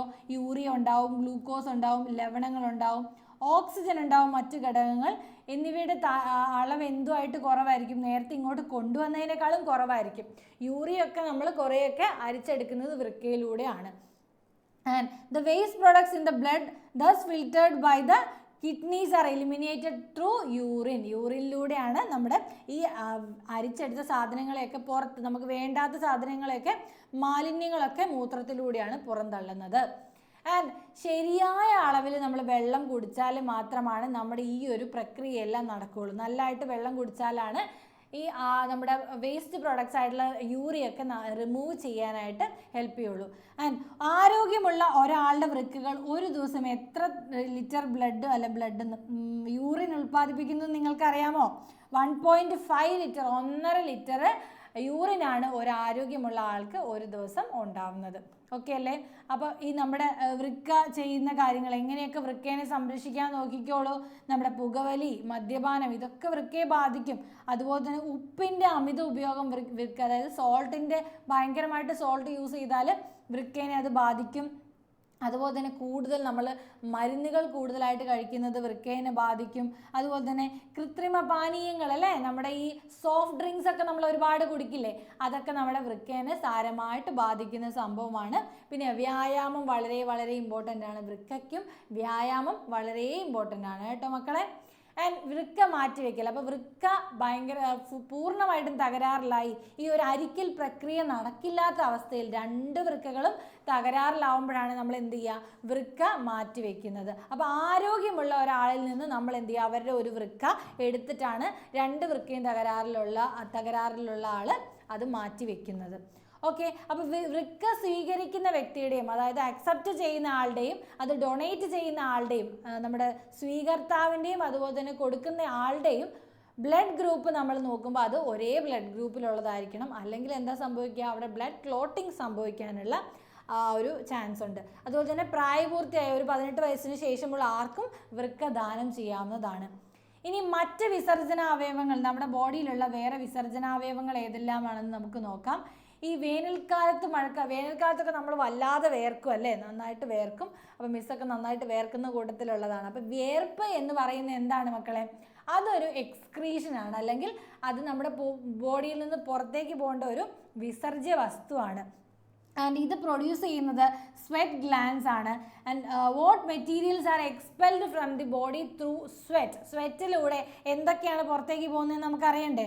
വാട്ടർ പുറത്ത് പോകുന്നുണ്ട്, സോൾട്ട് പുറത്ത് പോകുന്നുണ്ട്, അഥവാ ഉപ്പും ജലവുമാണ് നമുക്ക് പുറത്തേക്ക് പോകുന്നത്. ആൻഡ് സ്വേദഗ്രന്ഥികൾ, സ്വെറ്റ് ഗ്ലാൻസ് ആണ് നമ്മുടെ ഈ ഒരു വിയർപ്പ് ഉണ്ടാക്കുന്നത് കേട്ടോ. അപ്പോൾ സ്വേദഗ്രന്ഥികളാണ് വിയർപ്പ് ഉണ്ടാക്കുന്നത്. വിയർപ്പ് ആരാ ഉണ്ടാക്കുന്നത്? സ്വേദഗ്രന്ഥികൾ അല്ലെങ്കിൽ സ്വെറ്റ് ഗ്ലാൻസ് ആണ് വിയർപ്പ് ഉണ്ടാക്കുന്നതെന്ന് നോക്കണം. ഇനി excess water and salt in the body are eliminated through sweat. അതിലൂടെ നമ്മൾ പുറത്തേക്ക് പോകുന്നത് വെള്ളവും ഉപ്പുമാണ്. ആൻഡ് വിയർപ്പ് ബാഷ്പമായി മാറാൻ വേണ്ട താപനില നമ്മുടെ ശരീരത്തിൽ നിന്ന് തന്നെയാണ് എടുക്കുന്നത്. അപ്പോൾ ആ ഒരു താപനില നമ്മുടെ ശരീരത്തിൽ നിന്ന് തന്നെ എടുക്കുന്നതുകൊണ്ട് വേർത്ത് കഴിഞ്ഞാൽ നമുക്ക് അവിടെ ഒരു തണുപ്പ് ഫീൽ ചെയ്യും അല്ലേ, ഒരു ചെറിയൊരു കോൾഡ്, ഒരു തണുപ്പ് ഫീൽ ചെയ്യുന്നതാണ്. അപ്പോൾ ആ ഒരു താപനില ക്രമീകരിക്കാനും നമ്മുടെ ബോഡി തന്നെയാണ് ആ ഒരു താപനില ക്രമീകരിക്കുന്നത്. ആൻഡ് വേർപ്പൊക്കെ നമ്മൾ ഏതിലൂടെയാണ് മക്കളെ വരുന്നത് അല്ലേ, നമ്മുടെ സ്കിന്നിലൂടെയാണ് വേർപ്പ് വരുന്നത്. അപ്പോൾ സ്കിന്നിൻ്റെ പ്രത്യേകത എന്താണ്?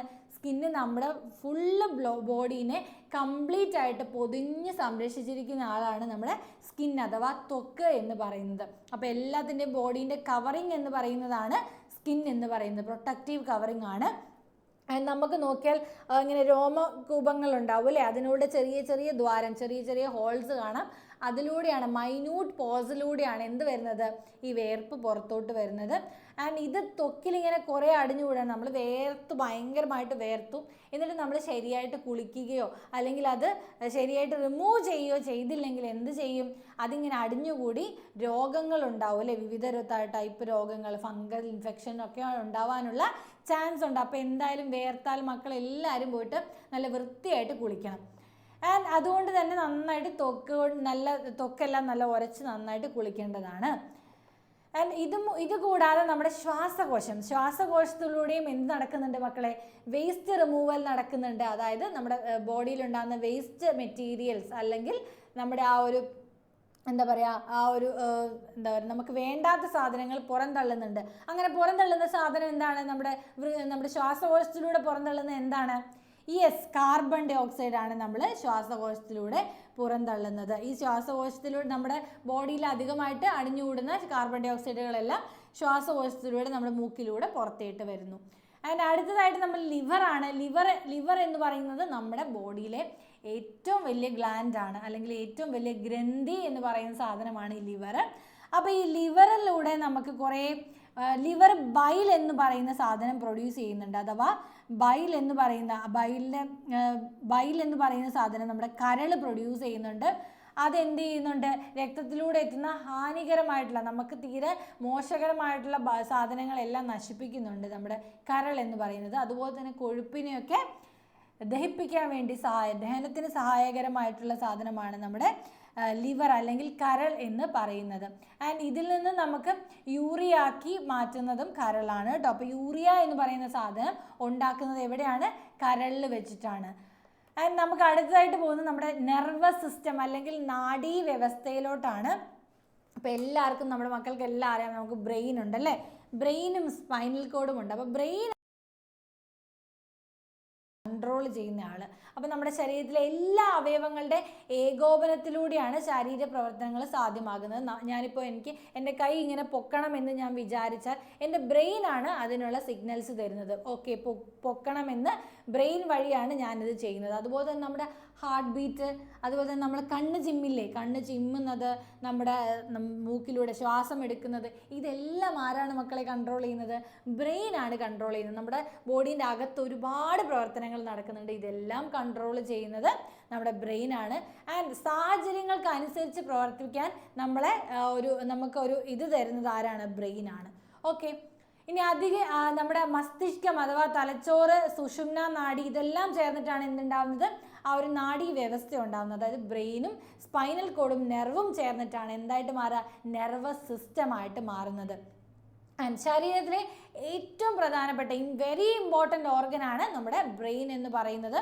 ആൻഡ് അതുകൊണ്ട് തന്നെ അതിനെ നമുക്ക് സംരക്ഷിച്ച് വെക്കണം അല്ലേ. അപ്പോൾ ബ്രെയിനിനെ സംരക്ഷിച്ചിരിക്കുന്ന സംഭവമാണ് നമ്മുടെ തലയോട്ടി എന്ന് പറയുന്നത് അല്ലേ.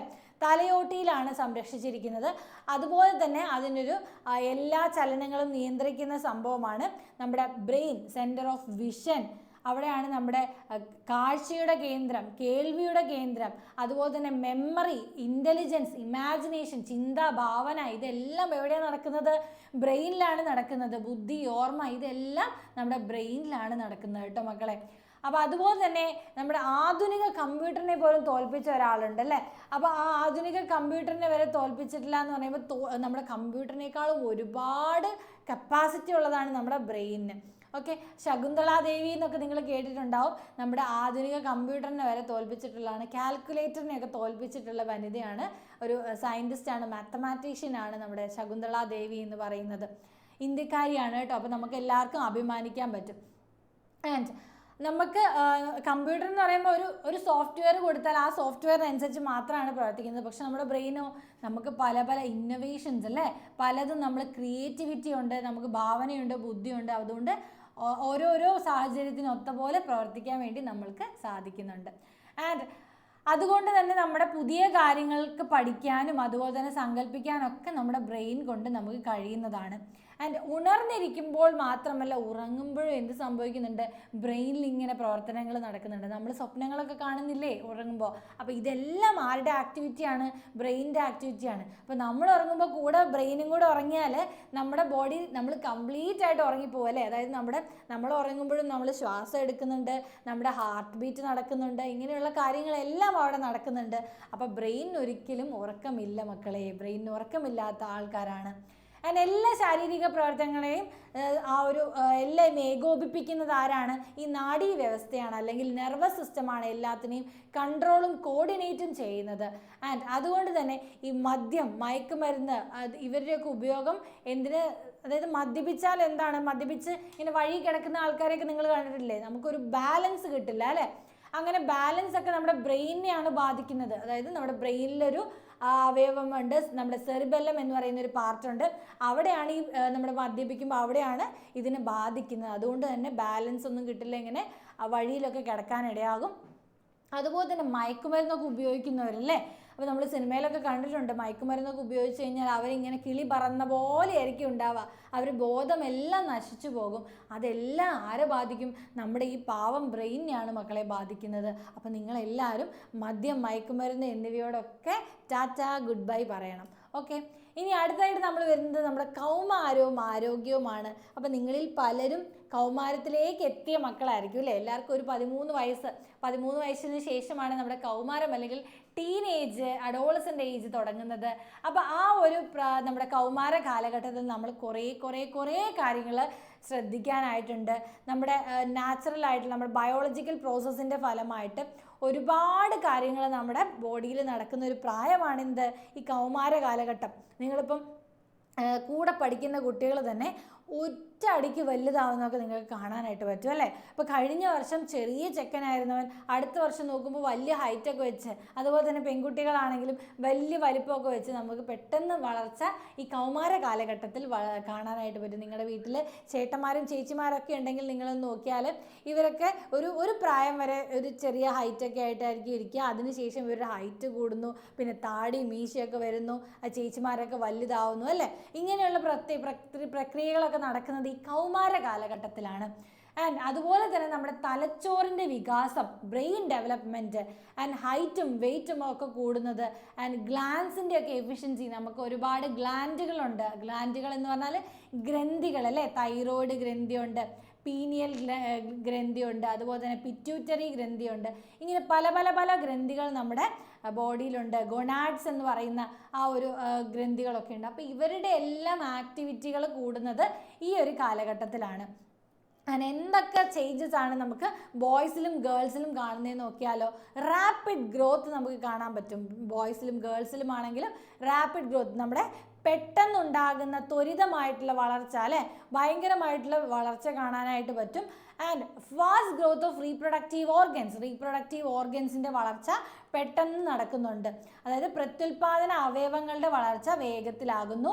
അതുപോലെ തന്നെ നമ്മുടെ hair development around the reproductive organs, ജനനേന്ദ്രിയങ്ങളുടെയൊക്കെ അടുത്തായിട്ട് നമുക്ക് രോമ വളർച്ചയൊക്കെ കാണാനായിട്ട് പറ്റും. മാറിടത്തിൻ്റെ വളർച്ച കൂടുതലായിരിക്കും. ആൻഡ് മുഖത്തൊക്കെ രോമങ്ങൾ വരിക, അതുപോലെ തന്നെ പിമ്പിൾസ് ഒക്കെ വരുന്ന ഒരു പ്രായമാണ് ഈ കൗമാര കാലഘട്ടം. അഥവാ മുഖക്കുരു ഒക്കെ വരുന്ന കാലഘട്ടമാണ് കൗമാര കാലഘട്ടം എന്ന് പറയുന്നത്. അതുപോലെ തന്നെ ജനനേന്ദ്രിയ ഭാഗങ്ങളിലും കക്ഷങ്ങളിലൊക്കെ രോമം വരുന്ന ആ ഒരു ടൈമാണ് നമ്മുടെ കൗമാര കാലഘട്ടം എന്ന് പറയുന്നത്. അപ്പോൾ ഇത്രയും നമ്മുടെ ബോഡിയിൽ ചേഞ്ചസ് ഉണ്ടാകുന്ന ഒരു കാലഘട്ടമാണ്. അതുപോലെ തന്നെ നമ്മുടെ ആൺകുട്ടികളിൽ നോക്കുകയാണെങ്കിൽ പെട്ടെന്ന് ശബ്ദത്തിനൊക്കെ കനം വയ്ക്കും. അതിന് മുമ്പ് വരെ കീ എന്ന് പറഞ്ഞ് സംസാരിച്ചുകൊണ്ട് നടക്കുന്ന ആൾക്കാരായിരിക്കും. അതിനുശേഷം പെട്ടെന്ന് വലിയ ഗാംഭീര്യമായിട്ടുള്ള സൗണ്ടൊക്കെ നമുക്ക് കേൾക്കാനായിട്ട് പറ്റും. അപ്പോൾ ആ ഒരു ചേഞ്ചസ് ഒക്കെ നടക്കുന്നത് ആ കൗമാര കാലഘട്ടത്തിലാണ്. അതുപോലെ തന്നെ പെൺകുട്ടികളിൽ നോക്കുകയാണെങ്കിൽ എന്താണ്, അവർ വോയിസ് കുറച്ചും കൂടെ സ്വീറ്ററായിട്ട് മാറുകയാണ് കൗമാര കാലഘട്ടത്തിൽ നടക്കുന്നത്. അതുപോലെ വളരെ പ്രധാനപ്പെട്ട ഒരു ചേഞ്ച് കൂടെ നടക്കുന്നുണ്ട്. എന്താണ്? സ്റ്റാർട്ട് സ്പെമാറ്റോജനസിസ്, അല്ലെങ്കിൽ ബീജം ഉൽപ്പാദിപ്പിക്കുന്ന ആ ഒരു പ്രക്രിയ നടക്കുന്നത് ഈ കൗമാര കാലഘട്ടത്തിലാണ് ആണുങ്ങളിൽ. അതുപോലെ തന്നെ സ്ത്രീകളിൽ എന്താണ്? അണ്ടോത്സർജനം അഥവാ ഓവുലേഷൻ എന്ന് പറയുന്ന പ്രക്രിയ നടക്കും. അതായത് നമ്മൾ പീരീഡ്സ് ഒക്കെ ഉണ്ടാവില്ലേ, ആ ഒരു പ്രക്രിയ സ്റ്റാർട്ട് ചെയ്യുന്നത് എവിടെയാണ്? നമ്മുടെ കൗമാര കാലഘട്ടത്തിലാണ് ഈ പീരീഡ് ഒക്കെ സ്റ്റാർട്ട് ചെയ്യുന്നത്. അപ്പോൾ ഇത്രയും കാര്യങ്ങളൊക്കെയാണ് നമ്മുടെ കൗമാര കാലഘട്ടത്തിൽ നടക്കുന്നത്. അപ്പോൾ അതിനകത്ത് നടക്കുന്ന പ്രധാനപ്പെട്ട സംഭവമാണ് നമ്മുടെ മെൻസ്ട്രൽ പീരീഡ് എന്ന് പറയുന്നത്. And many kind of preparations for the reproduction takes place in the uterus of women every month. ഓരോ മാസം നോക്കുമ്പോഴും നമ്മുടെ ഓരോ മാസവും ആ ഒരു സ്ത്രീകളിൽ നോക്കുകയാണെങ്കിൽ കുട്ടിയെ ജനിപ്പിക്കാനുള്ള എല്ലാ തയ്യാറെടുപ്പുകളും നടത്തുന്നുണ്ടാവും ഓരോ മാസവും. അത് പ്രത്യുൽപാദനത്തിനുള്ള എല്ലാ തയ്യാറെടുപ്പുകളും ഈച്ച് മന്ത് നടക്കുന്നുണ്ട്. ആൻഡ് അതുകൊണ്ട് തന്നെ ആ ഒരു ഗർഭാശയത്തിൻ്റെ ഉള്ളിലുള്ള ഭിത്തി എല്ലാ മാസവും ഇങ്ങനെ ഉണ്ടായി വരും. അതിനുശേഷം ഈ അണ്ഡം നമ്മുടെ ബീജ സംയോഗം നടക്കാതിരിക്കുമ്പോൾ എന്ത് ചെയ്യും? പുറത്തോട്ട് വരും. അതായത് അത് നശിച്ചു പോവുകയും നമ്മുടെ അണ്ഡാശയത്തിൻ്റെ ആ ഒരു ഗർഭാശയത്തിൻ്റെ ഉള്ളിലുണ്ടാകുന്ന ആ എൻഡോമെട്രിയം എന്ന് പറയുന്ന ആ ഒരു ഭിത്തി ഇളകി വരികയും ചെയ്യും. ഇതാണ് നമ്മൾ എന്ത് പറയുന്നത്? മെൻസ്ട്രേഷൻ അല്ലെങ്കിൽ ആർത്തവം എന്ന് പറയുന്നത്. അപ്പോൾ ബ്ലഡ് വരുന്നതായിട്ടായിരിക്കും നമ്മൾ കാണുന്നത്. അപ്പോൾ ഈ ബ്ലഡ് എന്ന് പറയുന്നത് ഓരോ മാസവും ഇങ്ങനെ ഗർഭിണി ആവാൻ വേണ്ടി തയ്യാറെടുക്കുകയാണ് ചെയ്യുന്നത് ഓരോ സ്ത്രീകളും. അപ്പോൾ ഈ ഒരു ഗർഭിണി ആയില്ലെങ്കിൽ എന്ത് സംഭവിക്കും?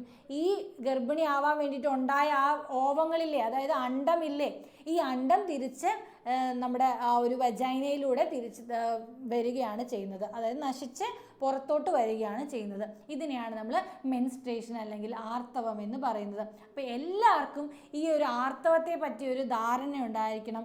പെൺകുട്ടികൾക്ക് മാത്രമല്ല ആൺകുട്ടികളും മനസ്സിലാക്കിയിരിക്കണം. നിങ്ങളുടെ വീട്ടിലുള്ള അല്ലെങ്കിൽ നിങ്ങളുടെ ചുറ്റുപാടുമുള്ള എല്ലാ സ്ത്രീകൾക്കും ഇങ്ങനെ ഒരു ആർത്തവം എന്ന് പറയുന്ന സംഭവം നടക്കുന്നുണ്ട് എന്നുള്ളത്.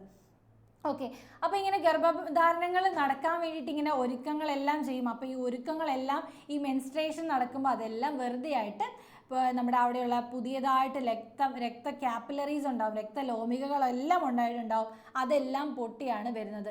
അതുകൊണ്ടാണ് ഒരു 3 to 6 ഡേയ്സിൽ എന്തുണ്ടാവുന്നത്? ഈ ഒരു ബ്ലഡ് ഫ്ലോ ഉണ്ടാവുന്നത്.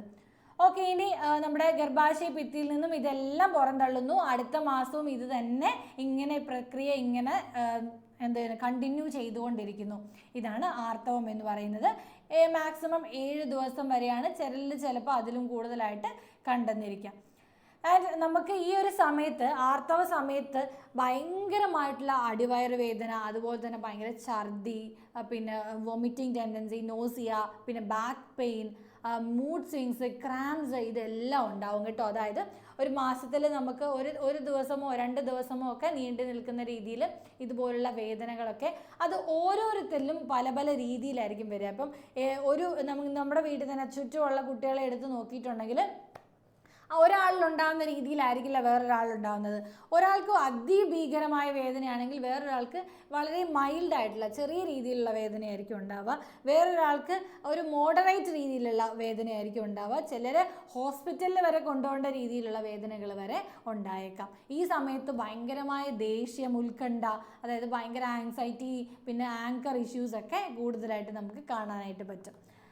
ആൻഡ് നമ്മുടെ ഓരോ 28 ദിവസം കൂടുമ്പോഴാണ്, അതായത് ഒരു മന്തിൽ ഓരോ 28 ദിവസം കൂടുമ്പോഴാണ് മക്കളെ ഈ ആർത്തവം ഉണ്ടാകുന്നത്. ഞാൻ പറഞ്ഞു എല്ലാ മാസവും ഇങ്ങനെ നമ്മുടെ ആ ഒരു സ്ത്രീകളിലാണെങ്കിൽ ഗർഭാശയം ഇങ്ങനെ ഒരുങ്ങുകയാണ്, ഒരു ഗർഭം ധരിക്കാൻ വേണ്ടിയിട്ട് അല്ലെങ്കിൽ പ്രത്യുൽപാദനത്തിന് വേണ്ടിയിട്ട് ഒരുങ്ങുകയാണ്. അതുകൊണ്ട് തന്നെ ഈ ആർത്തവ ചക്രം എന്ന് പറയുന്നത്, മെൻസ്ട്രൽ സൈക്കിൾ എന്ന് പറയുന്നത് എല്ലാ 28 ദിവസം കൂടുമ്പോഴാണ് ഉണ്ടാകുന്നത്.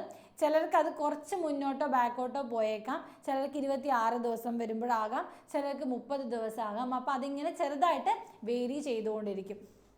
ആൻഡ് സ്ലൈറ്റ് വേരിയേഷൻസ് ഒക്കെ നമുക്ക് ഉണ്ടാവും. ഇതിലും ഭയങ്കരമായിട്ട് ചിലപ്പോൾ ഒരു മാസമൊക്കെ നമുക്ക് അങ്ങനെ പീരീഡ് ഒന്നും വരാതിരുന്നാൽ എന്ത് ചെയ്യണം? നിങ്ങൾ ഡോക്ടറെ കൺസൾട്ട് ചെയ്യണം. എന്തെങ്കിലും ഇംബാലൻസുകളോ ഹോർമോൺ ഇംബാലൻസുകളോ എന്തെങ്കിലും പ്രശ്നങ്ങളുണ്ടോ എന്നുള്ളത് നമ്മൾ ഡോക്ടറെ പോയി കണ്ടിട്ട് മനസ്സിലാക്കേണ്ടതാണ്. ഓക്കെ, ഇനി നമ്മുടെ ഈ ഒരു ആർത്തവ സമയത്ത് നമ്മൾ വളരെയധികം ശുചിത്വം പാലിക്കേണ്ടതാണ്. നമ്മൾ യൂസ് ചെയ്യുന്ന ആ മെൻസ്ട്രൽ കപ്പ് അല്ലെങ്കിൽ ആ ഒരു പാഡ് എന്ന് പറയുന്ന സംഭവങ്ങളെല്ലാം വളരെയധികം നല്ല രീതിയിൽ കൈകാര്യം ചെയ്യുക. കൈകൾ എപ്പോഴും നല്ല സോപ്പ് ഉപയോഗിച്ച് കഴുകുക. ആൻഡ് നമ്മൾ എപ്പോഴും ആ ഒരു ഭാഗം, ജനനേന്ദ്രിയത്തിൻ്റെ ആ ഭാഗം എപ്പോഴും ക്ലീൻ ആൻഡ് ആ ഒരു വെറ്റല്ലാത്ത രീതിയിൽ സൂക്ഷിച്ച് വെക്കുക എന്നുള്ളതാണ്, ഡ്രൈ ആയിട്ട് സൂക്ഷിക്കുക എന്നുള്ളതാണ് ഇതിനകത്ത് ചെയ്യേണ്ടത്. അപ്പം ഇവിടെ ഉപയോഗിക്കേണ്ട സാധനങ്ങൾ സാനിറ്ററി നാപ്കിനുകൾ, അതായത് സാനിറ്ററി നാപ്കിൻസ് നമ്മൾ പാഡുകൾ എന്ന് പരസ്യങ്ങളിലൊക്കെ കാണാറുണ്ട് അല്ലേ, അത് ഉപയോഗിക്കാം. അതുപോലെ തന്നെ ചിലർ പഴയ ആൾക്കാരൊക്കെ ആണെങ്കിൽ തുണികളൊക്കെ, കോട്ടൺ തുണികളൊക്കെ ഉപയോഗിക്കുന്നുണ്ടാവും. ഇതൊക്കെ എപ്പോൾ മാറ്റണം? ഒരു 4 മുതൽ 5 മണിക്കൂർ വരെ ഈ ഒരു സമയത്തിനുള്ളിൽ ഇത് എപ്പോഴും മാറ്റിക്കൊണ്ടിരിക്കേണ്ടതാണ്. ഇങ്ങനെ വെച്ചുകൊണ്ടിരിക്കാനായിട്ട് പാടില്ല. നമ്മൾ പരസ്യത്തിലൊക്കെ 12 hours പ്രൊട്ടക്ഷൻ എന്നൊക്കെ പറഞ്ഞ് കാണിക്കൂ അല്ലേ, 12 മണിക്കൂർ വെക്കാമെന്നൊക്കെ. ഒരിക്കലും അങ്ങനെ ചെയ്യരുത്. ഒരു 4 മുതൽ 5 മണിക്കൂറിൽ കൂടുതൽ അത് വെച്ചുകൊണ്ടിരിക്കാനായിട്ട് പാടില്ല. ആൻഡ് അതിൻ്റെ മേന്മകൾ എന്തൊക്കെയാണ്? നമ്മുടെ സാനിറ്ററി നാപ്കിനുകളുടെ മേന്മകൾ എന്ന് പറഞ്ഞാൽ നമുക്ക് ഒരു ആയാസവും കൂടാതെ ഉപയോഗിക്കാനായിട്ട് കഴിയും. അതുപോലെ തന്നെ രക്തം വലിച്ചെടുക്കാനുള്ള കഴിവുണ്ട്. പിന്നെ ശാരീരിക ബുദ്ധിമുട്ടുകളൊന്നും അതുകൊണ്ട് ഉണ്ടാവുന്നില്ല. ഇനി അതിൻ്റെ അസൗകര്യങ്ങൾ അല്ലെങ്കിൽ ഡിസഡ്വാൻറ്റേജ് ഉണ്ടാവുന്നത് എന്തൊക്കെയാണ്? ഇതിനെ നിർമ്മാർജ്ജനം ചെയ്യാൻ അല്ലെങ്കിൽ ഡിസ്പോസ് ചെയ്യാൻ ഭയങ്കര ബുദ്ധിമുട്ടാണ് അല്ലേ. ഒന്നുമില്ലെങ്കിൽ അത് കത്തിച്ച് കളയേണ്ടി വരും, അങ്ങനെ അവിടെ ഇവിടെ ഒന്നും ഇടാൻ പറ്റില്ല. അപ്പോൾ അതൊക്കെ ഭൂമിക്ക് വളരെ ദോഷകരമാണ്. ആൻഡ് എൻവയോൺമെൻറ്റൽ ഇമ്പാക്റ്റ്, ഇതൊക്കെ കത്തിക്കുന്നത്, ആ ഒരു പുക എന്ന് പറയുന്നത് പൊല്യൂഷൻ ഉണ്ടാക്കുന്നതാണ്. ചിലരിൽ അത് അലർജിയും ക്രിയേറ്റ് ചെയ്യാറുണ്ട് കേട്ടോ. അപ്പോൾ ഇത്രയുമാണ് ആ ഒരു സാനിറ്ററി നാപ്കിനുകളുടെ ഉപയോഗങ്ങളും അതിൻ്റെ ദോഷങ്ങളും. ആൻഡ് ഇനി നമ്മൾ പ്രധാനമായിട്ട് ഈ ഒരു കാലഘട്ടത്തിൽ കേട്ട് വരുന്ന സംഭവമാണ് നമ്മുടെ മെൻസ്ട്രൽ കപ്പ് എന്ന് പറയുന്നത്. അത് കുറേയധികം പരീക്ഷണങ്ങളിലൂടെയും എക്സ്പെരിമെൻസിലൂടെയൊക്കെയാണ് ഈ ഒരു മെൻസ്ട്രൽ കപ്പ് കണ്ടുപിടിച്ചത്. അത് വളരെ നല്ല സൗകര്യപ്രദമായിട്ടുള്ള സംഭവമാണ് മെൻസ്ട്രൽ കപ്പ് എന്ന് പറയുന്നത്. അപ്പോൾ ഈ മെൻസ്ട്രൽ കപ്പുകൾ കൂടുതൽ ഈ കാലഘട്ടത്തിലും ഉപയോഗിച്ച് വരുന്നുണ്ട്. ആൻഡ് അഡോളസെന്റ് ന്യൂട്രീഷൻ അല്ലേ, നമ്മുടെ ഈ ഒരു സമയത്ത് നമ്മുടെ ന്യൂട്രീഷൻ വളരെയധികം നന്നായിരിക്കണം. കാരണം എന്താണ്, ഒരുപാട് വളർച്ചയൊക്കെ നടക്കുന്ന ഒരു കാലഘട്ടമാണ്. അതുകൊണ്ട് തന്നെ ശരിയായ ഭക്ഷണക്രമം വളരെ അധികം ഇമ്പോർട്ടൻ്റ് ആണ്. ഒരു girl losses about 0.6 litre blood during menstruation. ഒരു സ്ത്രീ ഒരു മെൻസ്ട്രൽ സൈക്കിൾ നടക്കുമ്പം 0.5 ലിറ്റർ അല്ലെങ്കിൽ 1/2 ലിറ്ററോളം ബ്ലഡ് ആ ഒരു ബോഡിയിൽ നിന്ന് നഷ്ടമാകുന്നതാണ്. അപ്പോൾ ഈ ബ്ലഡിൻ്റെ അത് തിരിച്ചു പിടിക്കണ്ടേ. അപ്പോൾ ആ ഒരു സമയത്ത് നന്നായി ആഹാരം കഴിക്കുക, നല്ല അയൺ റിച്ച് ആയിട്ടുള്ള, അതുപോലെ തന്നെ കാൽഷ്യം റിച്ച് ആയിട്ടുള്ള ആഹാരമൊക്കെ കഴിക്കുക. നല്ല കാൽഷ്യവും ഇരുമ്പും ഒക്കെ അടങ്ങിയ ആഹാരം കഴിക്കുക എന്നുള്ളതാണ്. ആൻഡ് നമുക്കറിയാം, നമ്മൾ പത്രങ്ങളിലും അതുപോലെ തന്നെ ന്യൂസിലൊക്കെ കാണുന്നതാണ് ലൈംഗിക ചൂഷണങ്ങൾ. അതായത് ചെറിയ കുട്ടികളെ പോലും പീഡിപ്പിക്കുന്നതായിട്ട് നമ്മൾ കാണുന്നുണ്ട്. അപ്പോൾ ഈ പ്രായത്തിൽ പെൺകുട്ടികൾക്ക് മാത്രമല്ല ഇങ്ങനത്തെ ചൂഷണങ്ങൾ നേരിടുന്നത്, ആൺകുട്ടികൾക്ക് നേരിടുന്നുണ്ട് അല്ലേ. അപ്പോൾ ആൺകുട്ടികളെയും പെൺകുട്ടികളെയും ഒരുപോലെ ചൂഷണം ചെയ്യുന്നതാണ്.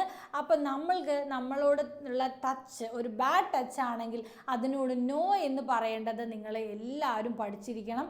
നോ എന്ന് പറയാൻ നിങ്ങൾ യാതൊരു മടിയും കാണിക്കരുത്. ഇങ്ങനെയുള്ള ചൂഷണങ്ങൾക്കെതിരെ നിങ്ങൾ മാനസികമായിട്ടുള്ള ഒരു തയ്യാറെടുപ്പുകൾ നടത്തേണ്ടതാണ്. കാരണം നമ്മുടെ ചുറ്റുമുള്ള മനുഷ്യരൊന്നും എങ്ങനെയാണെന്ന് നമുക്ക് പറയാനായിട്ട് പറ്റില്ല അല്ലേ. അപ്പോൾ അങ്ങനെ പല രീതിയിലുള്ള മനുഷ്യന്മാരുണ്ടാവും. ചിലർ നല്ല ആൾക്കാരുണ്ടാവാം, ചിലർ മോശപ്പെട്ട ആൾക്കാരുണ്ടാവും. അപ്പോൾ അവരെയൊന്നും നിങ്ങൾക്ക് തിരിച്ചറിയാനുള്ള പ്രായമായിട്ടില്ല. അപ്പോൾ എല്ലാവരിൽ നിന്നും ഒരു അകലം പാലിക്കുക. അതായത് ഈ ബാഡ് ടച്ച് ആണ് എന്ന് നിങ്ങൾക്ക് തോന്നുകയാണെങ്കിൽ, ഇത് മോശമായിട്ടുള്ള ഒരു സ്പർശനമാണ് എന്ന് തോന്നുകയാണെങ്കിൽ നിങ്ങൾ എന്ത് ചെയ്യണം? നിങ്ങളുടെ അച്ഛനോട് അമ്മയോട് പറയുക, അല്ലെങ്കിൽ ടീച്ചേഴ്സിനെ അറിയിക്കുക. അതുമല്ലെങ്കിൽ കൗൺസിലേഴ്സ് ഉണ്ടാവും, അവരെ അറിയിക്കുക. അപ്പോൾ ഇങ്ങനെ നിങ്ങൾ മറ്റുള്ളവരെ അത് അറിയിക്കേണ്ടത് അത്യാവശ്യമാണ്. ഇപ്പോൾ സ്വന്തം വീടുകൾ പോലും ചിലവർക്ക് സുരക്ഷിതമല്ലാത്ത ഒരു സാഹചര്യമാണുള്ളത്.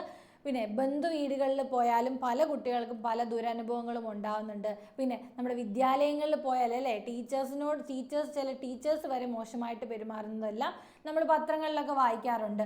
അതുപോലെ തന്നെ പൊതുസ്ഥലങ്ങൾ, ബസ്സുകൾ, ഇതിലെല്ലാം എന്ത് നേരിടാറുണ്ട്?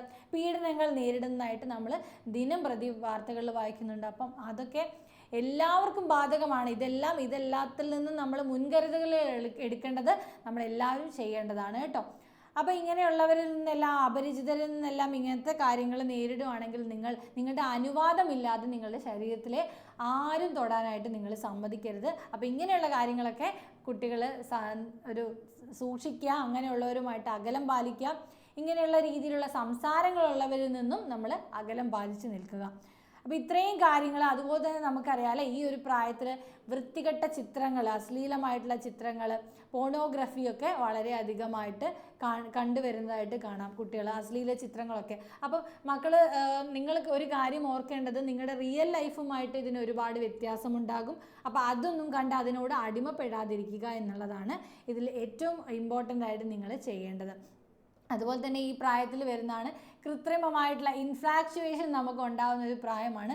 അപ്പോൾ അതിൽ നിന്നെല്ലാം നിങ്ങളൊരു എന്താ പറയുക, നമ്മൾ അതിലെല്ലാം ഒരു അതിർവരമ്പുകൾ ഇടുക എന്നുള്ളത് നമ്മൾ ഈ ഒരു പ്രായത്തിൽ ചെയ്യേണ്ടതാണ്. ഓക്കെ, അപ്പോൾ എല്ലാ കുട്ടികളും നല്ല മക്കളായിട്ടിരിക്കണം. അപ്പോൾ ഈ ഒരു സമയത്ത് എന്തെങ്കിലും ബുദ്ധിമുട്ടുകൾ നിങ്ങൾക്ക് വന്നാൽ നിങ്ങളുടെ മാതാപിതാക്കളോടോ നിങ്ങളുടെ ടീച്ചേഴ്സിനോടോ നിങ്ങൾക്ക് കൂടുതൽ വിശ്വാസ്യതയുള്ളവരോട് അത് അറിയിക്കേണ്ടത് വളരെയധികം അത്യാവശ്യമാണ്. ഇനിയിപ്പോൾ ഇവരെ ആരും നിങ്ങൾക്ക് വിശ്വാസമില്ലെങ്കിൽ നിങ്ങൾക്ക് വിളിക്കാൻ പറ്റുന്ന നമ്പറാണ് 1098 എന്ന് പറയുന്നത് ചൈൽഡ് ലൈൻ നമ്പറാണ്. അപ്പോൾ ടീച്ചറൊക്കെ മിസ്സൊക്കെ പഴയ ഒരു സമയത്ത് ഇങ്ങനെ ചൈൽഡ് ലൈനിൻ്റെ ഒരുപാട് പ്രവർത്തനങ്ങളിൽ ഏർപ്പെട്ടിരുന്നതാണ്. ഒരുപാട് കുട്ടികളെ ഇങ്ങനെ പ്രൊട്ടക്റ്റ് ചെയ്തിട്ടുള്ള ആൾക്കാരാണ് ചൈൽഡ് ലൈൻ എന്ന് പറയുന്നത്. അപ്പോൾ നിങ്ങൾക്ക് എന്തെങ്കിലും ബുദ്ധിമുട്ടുണ്ടെങ്കിൽ ചൈൽഡ് ലൈനിൽ നിങ്ങൾക്ക് പരാതിപ്പെടാവുന്നതാണ്. അപ്പോൾ എല്ലാ കുട്ടികളും നമ്മുടെ സമൂഹത്തിൽ നല്ല രീതിയിൽ ജീവിക്കാൻ പറ്റട്ടെ എന്ന് ഞാൻ ആശംസിക്കുന്നു. ഈ ഒരു ചാപ്റ്ററിലൂടെ നമ്മൾ നമ്മുടെ കംപ്ലീറ്റ് ബോഡിയെ പറ്റി പഠിച്ചു, ആൻഡ് അഡോളസെൻസിനെ പറ്റിയാണ് നമ്മൾ പഠിച്ചത്. അപ്പോൾ എല്ലാ കുട്ടികൾക്കും ഈ ക്ലാസ് മനസ്സിലായില്ലേ? നിങ്ങൾക്കിനി എന്തെങ്കിലും സംശയമുണ്ടെങ്കിൽ വീണ്ടും ഒന്ന് റിപ്പീറ്റ് അടിച്ച് കാണുക. അപ്പോൾ നമുക്ക് അടുത്തൊരു ക്ലാസ്സുമായിട്ട് അടുത്ത തവണ കാണാം കേട്ടോ. ടാറ്റാ.